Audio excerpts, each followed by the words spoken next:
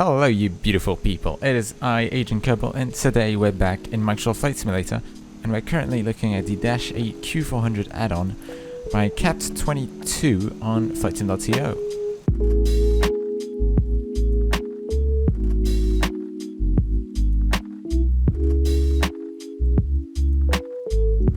Now this add-on was released not too long ago, and this is why I'm reviewing it. So the exterior model actually comes from Riku and was then converted to Flight Simulator. Of course, this aircraft is only a conversion, it's not a full-on payware aircraft like the CRJ by Aerosoft. In fact, if you just go into the cockpit, you'll see that it's just the Cessna Citation, which, I mean, yeah, it's alright, it's not that bad, you can accept it. Although one thing that it's just gonna happen on every single aircraft, right? Alright, anyway, that's not the main point of the video, because today we're gonna be checking out this aircraft by making it fly to some places and making it land as well. But before that, let's talk a little bit more about the Dash-8 Q400 by Bombardier. So it's obviously a turboprop for regional airlines. It's got a ceiling of 25,000 feet, which is enough for most regional airlines. Although the longer Q400, which we have right now, can go up to 27,000 feet. And talk about the Q400 version, it can go about 300 to 360 knots at cruise speed, which is, it's not bad. I've seen worse than that. So anyway, let's take this thing off now, I guess. For once, I'm actually gonna go in the co-pilot position, because why not? And here we go. Okay. Jeez. Why are takeoffs on this channel always failing? Why? Why? It's just like, will we ever get a single proper takeoff? Whatever, rotate. Yeah, okay. Gear up, and we should get a beautiful view. Oh wow. And did our engines just stall there for a second? Yeah, look at that. That's not good. They just keep going back and up. I don't know if that's supposed to happen though. Probably not. And you can see my internet connection is just... Oh, by the way, I didn't say it. We're at St. Louis International, and we seem to be in a comfortable position. So, ladies and gentlemen, please take your drinks. You can remove your seatbelts now, and we should be arriving in a couple of minutes. Just don't mind the alarms, they're part of the procedure, and we can just cut off the engines because we don't need it. That's basic aviation stuff, you don't need to know that, it's fine. So basically then we just take out the gear, put out these things called the flaps, and then we just kind of... That's an actual pilot view, by the way, that's how pilot lands plane. Okay.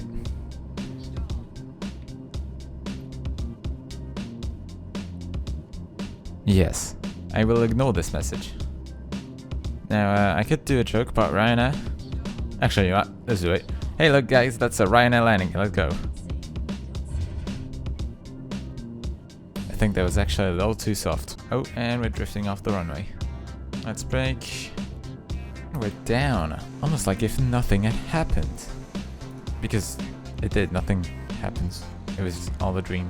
Now, if I would have to say something, is that obviously I don't think you can do navigation properly with this add-on, except if you can, maybe you can configure the FMC to get some sort of route, but considering that this is not the same weights, this is not the same thrust, not the same ceilings, it might not work, because remember the FMC thinks we're in a CJ4, not in a Dash-8. Okay, let's try somewhere else now. And we're now at Mountain Village Airport, an airport which actually has a shorter runway than what's needed for the Q400 to take off and to land, actually, so that's good. Other than that, you can see my internet connection is still doing us some good job. God, I feel like I'm playing FSX again. Anyway, we're rocking the Horizon Air livery because they actually operate here in Alaska. Although they probably don't operate at this airport. Hopefully not. Oh, actually, Okay, that was not me doing a jump cut. That was actually just live weather getting picked up. Okay, well, good to know. Okay, so for this time I'm actually going to try to do it a little seriously. So first of all, we can get the heading. There you go. And we're going to get some sort of altitude, so probably about 10,000. 10,000 is fine. Speed, we'll go 250. Who knows, if one day an actual Q400 with the proper cockpit releases, I'll probably make a video on it, because I'm a big fan of the Q400. I remember playing it on FSX a lot. Anyway, enough talking, let's get this thing in the air now. Engines on. Take off. Not to mention there's ice on the runway, so I'll probably skid a lot easier.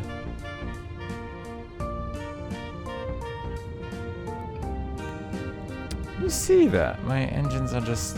I can't tell why, but anyway. V1 rotate. Oh god. Okay, well. Check this out, Wikipedia article about the Mountainville Airport. You can take a Q400 off this runway. Haha. Let's go heading. Let's pilot. Don't worry about the landing gear thing. That's just completely part of the plan. Let's pilot. Yaw damper. Vertical speed. We'll put it on to something good. It's good enough. Play 10 left. Okay, it does. Thank goodness. Okay, just could you go up, like, actually? Okay, this is going pretty well, other than the exaggerated overspeed. Otherwise, it's pretty good. And then the only downside is that there's not a lot of other airports other than this one, so we're gonna have to turn left now. You can also tell that the autopilot. Oh, well, that's nice. Our pitot tube just froze. Oh, yeah, that's. Slight issue. No worries. I totally know where's the pitot heat on this aircraft. That's not good. Oh wait, I think it's over there, right? Pitot heat. There you go. We should get our things back. Actually, I should really put the NTIs on pretty much everything. Other than the aircraft just bouncing up and down. I don't know if that's turbulence or if that's just flight sim being flight sim, but also I would genuinely love if someone just did an actual aircraft that's just this flying. Like the exterior model would be this. This would be probably the most hilarious aircraft of the entire game. Honestly. So, I mean, you know, we're climbing roughly, but at least we're climbing. That's one good thing. And we can now turn left even a little bit more. As always, great views with the flight sim here in Alaska, although please don't look too close at the ground because it will break apart the illusion there. And then let's take a bit of a tour in the cabin now. First of all, there's the door, which thank goodness you're not gonna open. You've got your little entertainment display or whatever it's called. I would genuinely enjoy just like doing a few flights where you would just sit there and just look outside the window. Only scary part is that there's no one controlling the plane, but okay, so I think I'm gonna order this to stop the climb because I don't want to go any more higher. I'm just gonna say Alt. I might actually take a screenshot because this is beautiful. Look at that. Oh my goodness. Could you descend, please? Stop being on Alt mode. No. Stop. Just go pitch. Yes, descend. Could you descend? Oh, there you go. Now you're descending. Also, we're coming in very fast. I'm gonna need the speed. I'm gonna need everything. Okay, we're coming in at this random airport right next to Mountainville. I have no idea if the length of the runway is enough to land. Probably not, but that's not the problem here. Alright, let's disengage the autopilot. This aircraft is now in our control. We can have the flaps down, even though we're grossly overspeeding for this. We're just doing sharp turns in order to waste off some speed. Also, don't go back up, please. Look at that. I think we're just coming off the clouds here. Probably the worst approach angle, but hey, it works. Got the flaps down, got even the speed brakes out, we should be fine. We're at 200 knots. Calculated speed brake, which, oh god, okay, maybe not so calculated after all. Toga, please, Toga. Please. Okay, no, not Toga anymore. Okay, if this thing even stops, actually, if it even lands, I'm gonna applaud myself.